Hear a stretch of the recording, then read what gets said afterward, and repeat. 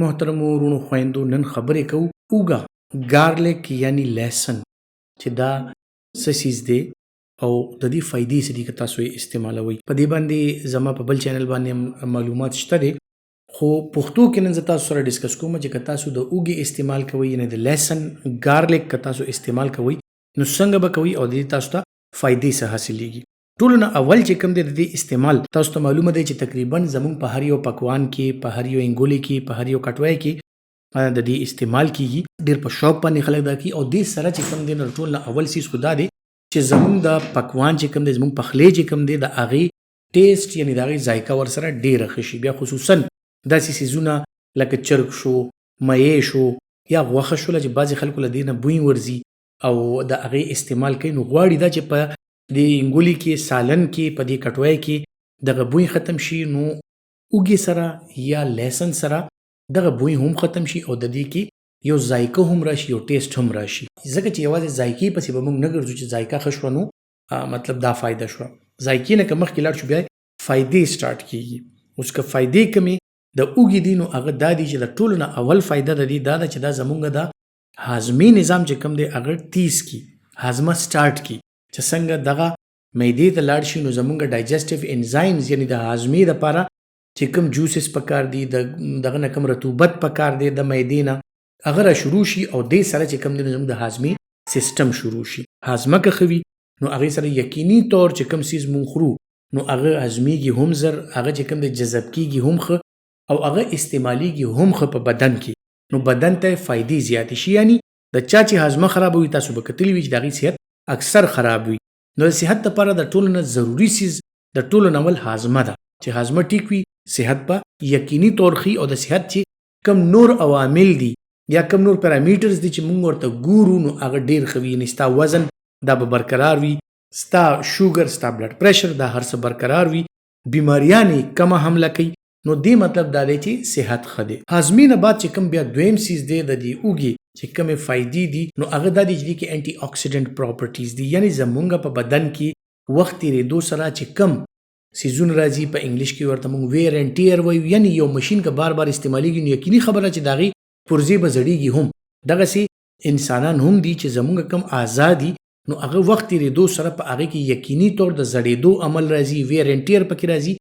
اوس دغه عمل سلو کولو دپاره، کمولو دپاره چېرې لوی وخت پورې یا تر اوږد ټایم پورې زمونږ د اعضا چې کوم دي نو دا د دې صحت برقرار وي، نو یقیني طور هغې دپاره انټي اکسیډنټ څیزونه وي چې کوم زمونږ بدن کې دا فاضل مواد پیدا کېږي نو هغه نیوټرلایز کوي او هغې سره چې کوم دی د هغې کم نقصانات دي یا کم مضر اثرات دي هغې نه زمونږ بدن ساتي.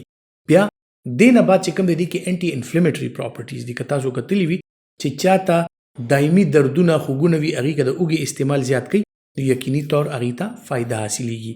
بل په شوګر او په بلډ پریشر په دې دواړو کې د اوږې چې کوم استعمال دی نو هغه ټوله دنیا مني چې یاره چاته شوګر یا بلډ پریشر وي او دې د اوږې استعمال زیات کوي دا خلک په خپل خوراک کې نو هغې ته فایدې ته ډېرې حاصلیږي. که تاسو وګورئ اکثر لا یورپین یا دا ویسټ والا چې کوم خلک دي نو دی نن سبا بریډ هم داسې دغه کوي چې په دې کې د اوږې آمیزه شاملوي، اوږه پکې شاملوي او دې ته ګارلیک بریډ وایي. نو هغې په خپله ناشته کې هم ګارلیک بریډ شروع کړی دی. نو یقیني طور چې په دې باندې ریسرچ شوی دی چې دا سیز چې کوم دی زموږ صحت لپاره انتهایي ښه دی. شوګر ورسره کنټرول وي، بلډ پریشر ورسره کنټرول وي.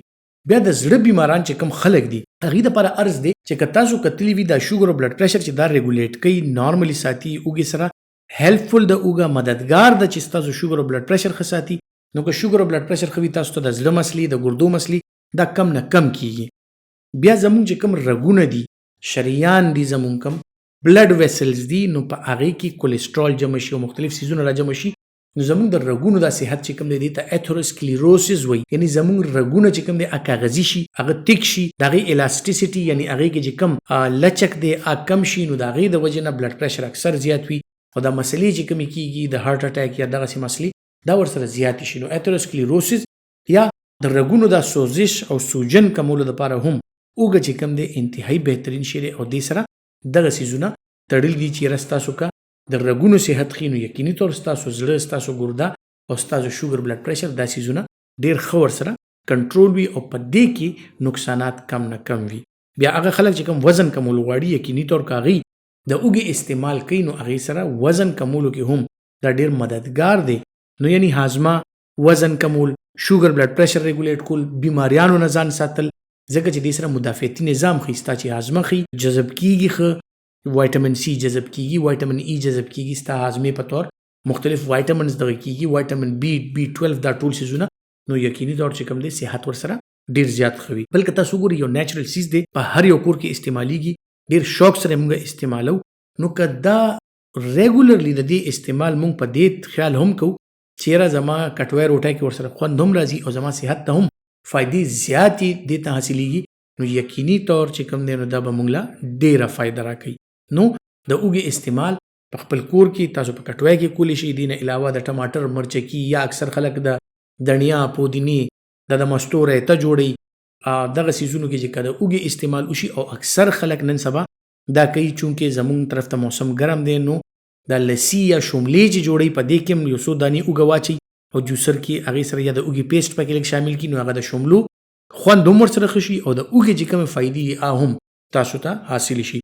نو په هره طریقه باندې، په نهره، په مړه، په هره طریقه باندې استعمالولی شي او د دې استعمال نه چې کومې فایدې دي یقیني طور که دا تاسو حاصل کړئ نو ستاسو صحت به ډېر زیات ښه شي. امید لرم چې دا د صحت باره کې معلومات چې کوم دی دا به تاسو ته ډېر مددگار وي خپل صحت خیال ساتلو باره کې. خو یو عرض دا کومه چې دا ویډیو تر اخره پورې چې تاسو وګورئ نو بندولو نه مخکې دا لایک هم کوئ او خپلو ملګرو سره شیر هم کوئ. خپل ډېر خیال ساتئ. الله پامان.